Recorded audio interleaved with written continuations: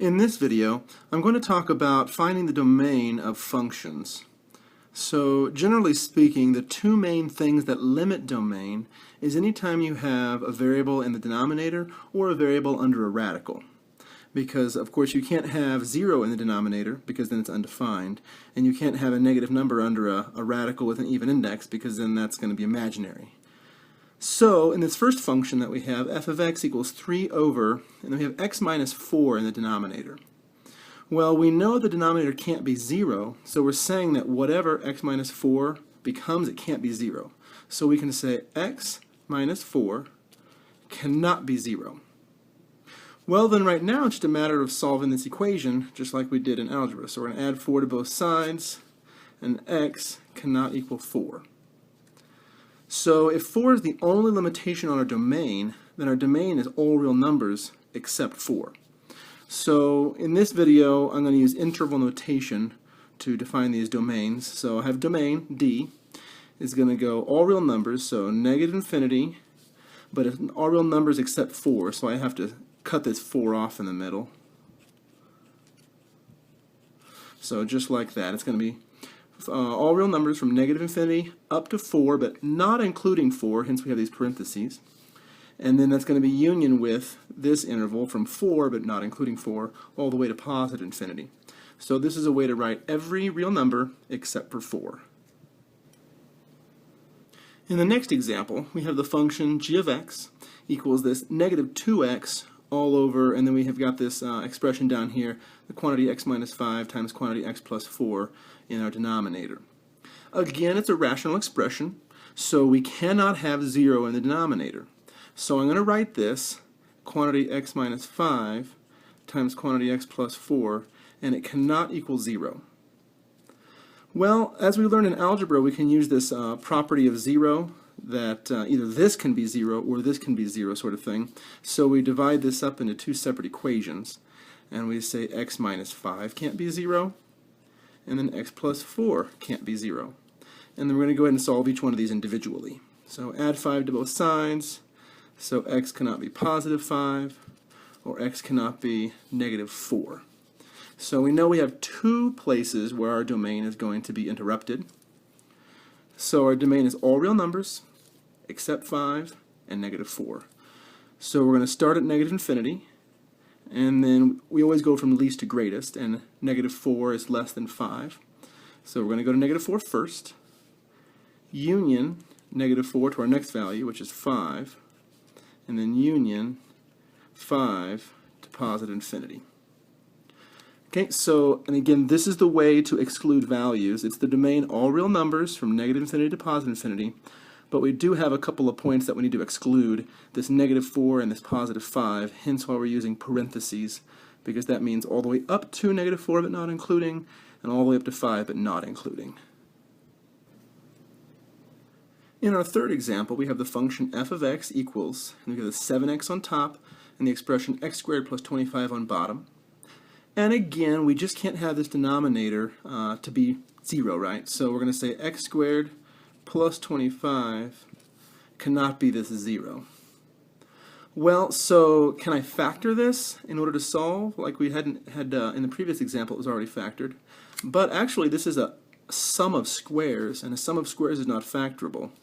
And in fact, if I was going to subtract 25 from both sides, I would have x squared cannot be negative 25. But as you see, we have a problem already, because if you take the square root of both sides, it's going to be x cannot be, what, the square root of negative 25. But we can't do this negative business. So because this x squared plus 25 is a sum of squares, and we know that a sum of squares cannot be factored, there are actually no values of x that we can ever put in here that we can square and then add 25 in order to get 0. So since that's the case, there's no values that will work.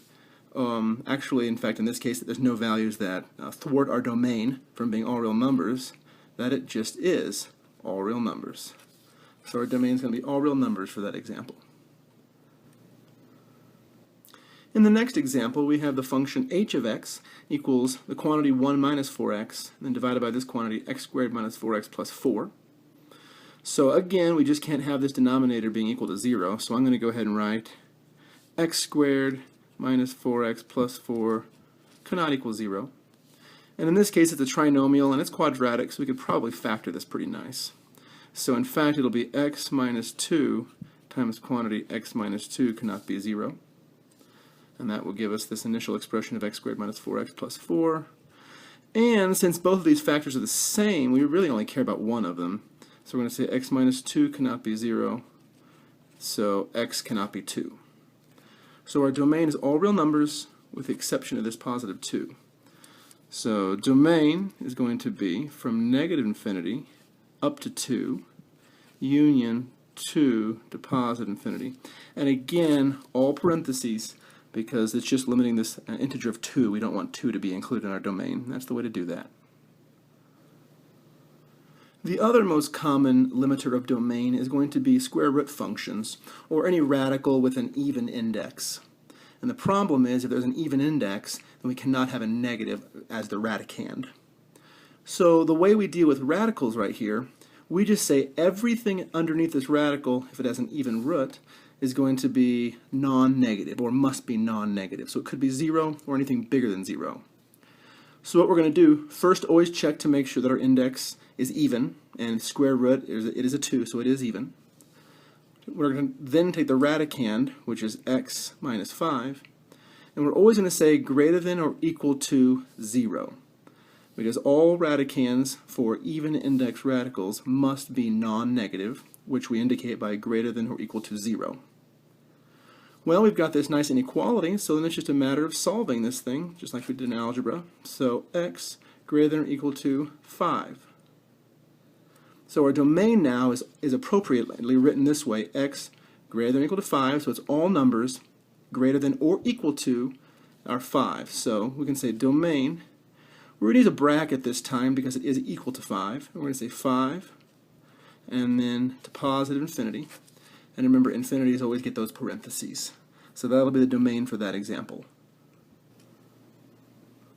In our next example, we have the function g of x equals the square root of the expression x squared plus 2x minus 15. So if we were to do like we did in the previous problem, and just take this radicand, making sure there's an even index, so we actually do have limitations, we're going to take our radicand, x squared plus 2x minus 15. We're going to do the same thing we did last time. It just has to be greater than or equal to 0. Well, when we see this quadratic trinomial right here, we can go ahead and factor it. So we're saying what two numbers multiply to make negative 15 and add to make positive 2. And we can say it's going to be x plus 5 for one quantity and x minus 3 for the other quantity. Okay, we're going to kind of take these as critical points here. So we know this could be 0 or this could be 0 in order to equal 0, but then we've kind of got a continuum of numbers and we're not exactly sure how that works, so I'm going to start by just setting each one of these equal to 0.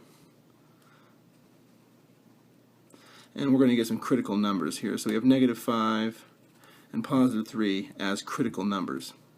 So I'm going to go ahead and draw a nice continuum here with negative 5 down here and positive 3 here. And we kind of need to do some checkpoints here. We need to get a test point over here to see if indeed this region works, if this region works, or if this region works. And we know that at negative 5 and at 3, we know it's going to work because it has to be greater than or equal to 0. So I'll go ahead and put close points there because it can be those values. Now we need to go ahead and check these other regions. So take a test point. So let's just take 0 and see what happens. So if I start with 0, plug it in here, 0, 0. So negative 15. Is negative 15 greater than or equal to 0? Well, no, it's not. So I know this region's not going to work. So let's try something like 5 over here. So 5 squared is 25, plus 2 times 5, which is 10. So 25 and 10 is 35, minus 15. Yeah, that'll be positive, so we know that works. And when we try something like negative 10 down here, and again, it doesn't matter what values you choose, just some value in this region.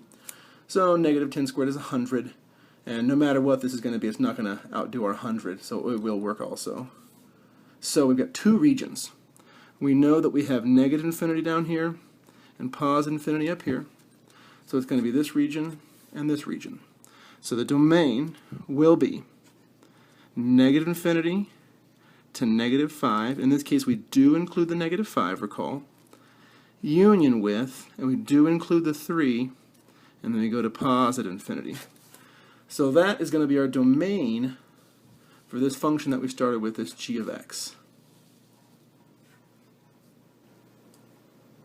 So the last two examples that we look at are going to include both of our domain limitators. We're going to use a radical, and we're also going to use a variable in the denominator. So let's take a look at each one of them individually. I know with my radical, I know that this radicand, x minus 2, has to be greater than or equal to 0.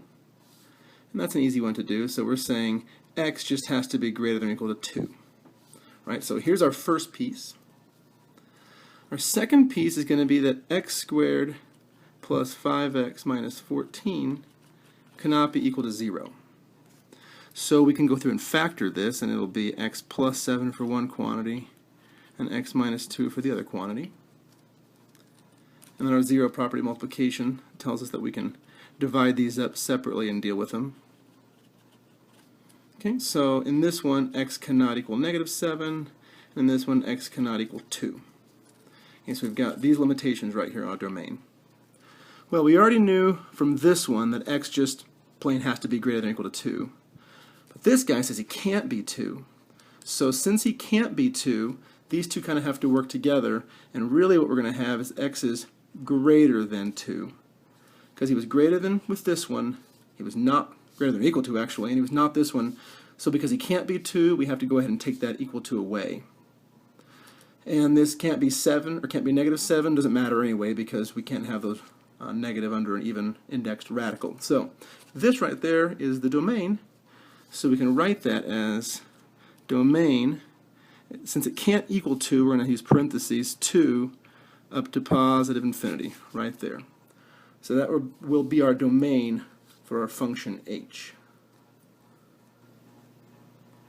In our last example, we have the function f of x equals x over, and we have the square root of x minus 6. So this one kind of includes both of them again, but the radical in this case is actually in the denominator. So it's an even indexed radical, so we're going to say x minus 6 has to be greater than or equal to 0. And then it's in the denominator, so it can't be equal to 0. Oh, but we have this equal to sign right there. And actually it cannot be equal to, so we're going to start a little bit and fix this. We're going to say x minus 6 has to be greater than 0. It no longer can be equal to it, because if it's equal to it, it'll leave a 0 in the denominator, which is not okay. So x has to be greater than 6 when we add 6 to both sides. So our final domain then is going to be from 6, we use a parentheses, 6, 2, and it's greater than that, so to positive infinity. So the domain of this function is going to be 6 to positive infinity.